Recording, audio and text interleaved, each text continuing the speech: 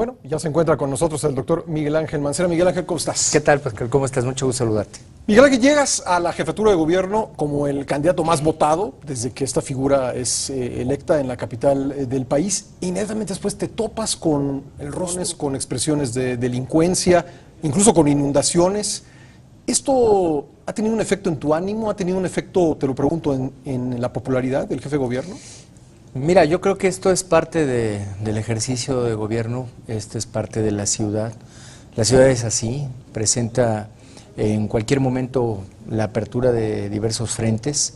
Desde el inicio tuvimos algunas coyunturas complicadas, la UACM, la estatua de Aliyev, concluir una serie de tareas como tenía que ver con la supervía. Y estas problemáticas que se presentaron ahora, este tema de los maestros, pero es parte del ejercicio de gobierno. Yo creo que todos los gobernantes han tenido experiencias similares. Gobernar es tomar decisiones difíciles, ¿no? Es tomar decisiones difíciles, sí. Y has tenido, te has estado frente a situaciones difíciles. ¿Crees que has tomado las mejores decisiones? Estoy convencido de que las decisiones que hemos tomado son las que eran las correctas, las necesarias, las que poniéndolas en la balanza te llevan siempre al mayor beneficio. Siempre hay que colocar eso en la balanza y observar. Sí hay afectación, sí hay algunos problemas, obviamente no a todo mundo le agradan las decisiones del gobierno, pero siempre estamos buscando que sea en el mayor beneficio.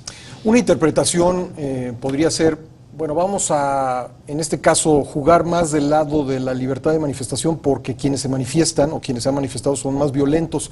Los ciudadanos que exigen libertad de tránsito pues son más pacíficos, ¿no? ¿Ese ha sido el cálculo o ha sido otra la decisión? No, mira, yo creo que está la Ciudad de México como una ciudad capital. Está dentro de, pues dentro del ojo del huracán, dentro de un reflector muy importante que puede servir en un momento para la solución o que puede ser el detonante de otra cosa. Entonces, en esta coyuntura, obviamente lo que se tenía que poner sobre la balanza era un acompañamiento que hemos tenido y que mantuvimos en comunicación con el gobierno federal. Es una problemática nacional que llega a la ciudad y el gobierno de la ciudad siempre ha buscado evitar la confrontación. ¿Por qué? Porque la confrontación en el inicio del conflicto pues nos hubiera llevado obviamente a otro tipo de consecuencias. Y ahora que pareciera estar en una línea de avance, pues hay que conservar la prudencia. ¿Qué le dices a la gente que dice, bueno, pues estuvo muy fácil, ¿no?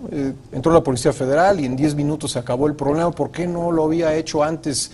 Miguel Ángel Mancera, ¿qué le contestarías a estas personas? Mira, no creo que haya sido así de sencillo. La verdad es que quienes lo vivimos, quienes estuvimos ahí, sabemos que no es esa la realidad. Hubo grandes momentos y momentos muy importantes de tensión, de muy alta tensión.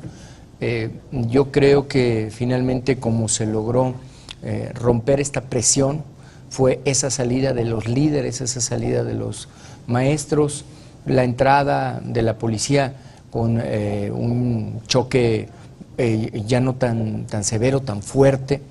Y bueno, pues obviamente este control, que era un control pues que es además, diría yo, recurrente en todos los gritos, porque el Estado Mayor toma el control de la plancha del Zócalo. Déjame preguntártelo de esta manera. ¿Qué le dirías a la gente que está un poco desesperada con esta situación? Le diría que siempre vamos a estar trabajando para buscar que tenga la menor afectación. La Ciudad de México, hoy lo decía yo en el informe, ha presentado en estos 9 meses cerca de 2.300 manifestaciones. De estas 2.300 manifestaciones, prácticamente el 70% tienen que ver con temas que no son propios de la ciudad. Federales. Pero vivimos en la ciudad capital y la ciudad capital siempre va a ser un lugar de resonancia y siempre va a querer venir la gente a resolver esos conflictos aquí. ¿Qué ha podido aliviar estas manifestaciones? Porque imagínate si estas 2.000 manifestaciones las hubieran padecido intensamente los capitalinos, pues ya no habría vida. Pues tiene que ser el diálogo, tiene que ser las mesas, tiene que ser el trabajo político importante también. y asimismo con las conflictivas nacionales. Hace algunos minutos en el programa de Pepe Buendía aquí estuvo Federico Doring y decía, bueno, es que cuando hay problemas el gobierno del DF dice son federales y cuando se trata de colgarse la medalla pues es la acción local la que se gana la medalla. ¿Cómo responderías a esta crítica? Pues mira, yo siempre he reconocido la tarea de la Federación. Hoy lo mencioné porque muchos de los programas que estamos desarrollando es en conjunto con la Federación. Nunca he tenido esa costumbre, al menos hablo del ejercicio propio de gobierno, no sé a qué gobierno se hubiera referido, pero en el gobierno del Distrito Federal sabemos reconocer la coordinación, la colaboración y la participación del gobierno federal. Aquí vivimos, cohabitamos y estaremos, y como dije hoy, seguiré en una relación de coordinación. Miguel Ángel, tú has dicho que en la ciudad hay quienes se manifiestan libremente, expresan ideas y quienes más bien están buscando afectar. ¿Crees que en el caso concreto del conflicto magisterial, quienes se han manifestado ya se colocaron más bien en el grupo de quienes quieren afectar a la ciudad? Mira, yo advertí en un momento dado una manifestación, quizá de desesperación, quizá del momento mismo, quizá de una conducción que desbordó a los líderes, en donde se planteó esto, que iba a afectarse la ciudad.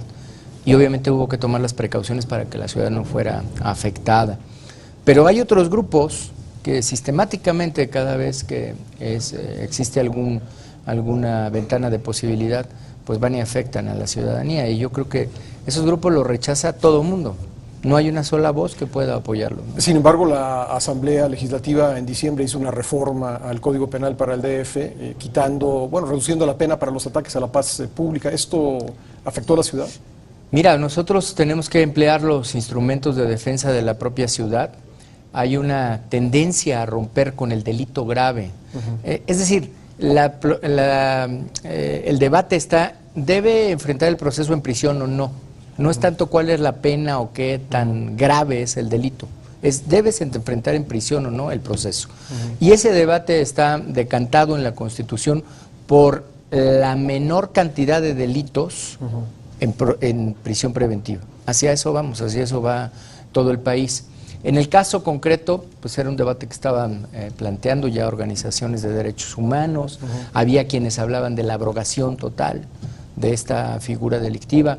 Hoy la ciudad tiene que buscar las maneras de cómo ser defendida y nosotros lo hacemos con los instrumentos legales que tenemos a la mano y con los que podemos ir acorde a esta reforma. ¿Qué piensas del debate sobre la reglamentación de las manifestaciones? Y también te pregunto sobre el tema de los encapuchados, porque hay quien ha planteado, yo te digo que yo en lo personal lo he planteado en las redes sociales, creo que es un agravante en el momento en que la policía quiere detener a alguien que comete un delito, ¿no? Es decir, es una dificultad mayor. Nosotros siempre hemos hablado con las organizaciones para que nadie marche encapuchado.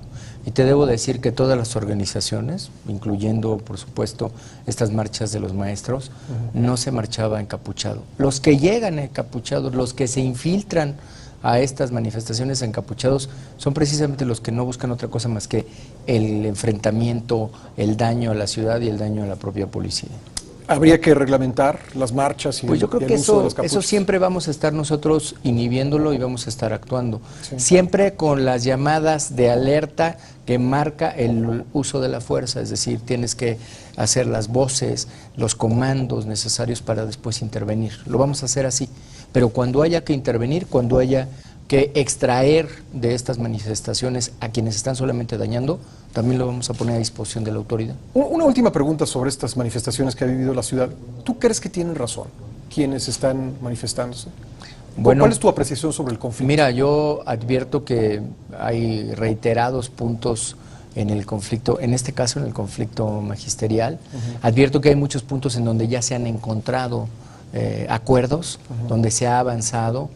Creo que es por ser un conflicto nacional y por tocar a un gran número de estados, no solamente ser nacional en el contexto de que sea fuera de la ciudad, sino que toca a un gran número de estados, pues los liderazgos de todos estos estados se tienen que poner de acuerdo y que en ese concierto es donde podríamos transitar.